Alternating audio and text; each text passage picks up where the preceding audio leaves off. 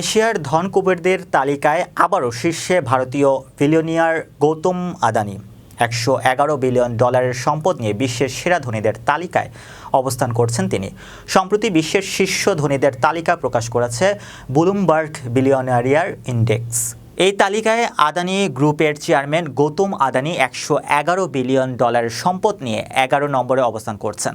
অন্যদিকে আরেক ভারতীয় ধনকুবের তথা রিলায়েন্স ইন্ডাস্ট্রিজের চেয়ারম্যান মুকেশ আম্বানি $109 বিলিয়ন সম্পদ নিয়ে তারপরে অর্থাৎ 12 নম্বরে আছেন। গত 24 ঘন্টায় গৌতম আদানি 45,000 কোটি টাকা আয় করেছেন। তার মোট সম্পদ $5.45 বিলিয়ন বা প্রায় 45,000 কোটি টাকা বেড়েছে।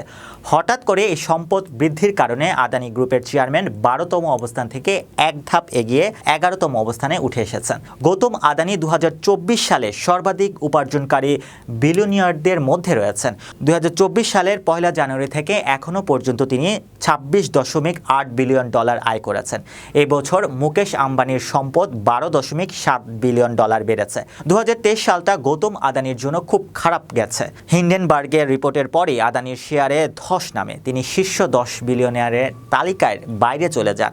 পরে শীর্ষ 30-এর নিচেও নেমে যান তিনি। প্রায় 16 মাস পর তিনি আবার এশিয়ার সবচেয়ে ধনী ব্যক্তি হয়েছেন।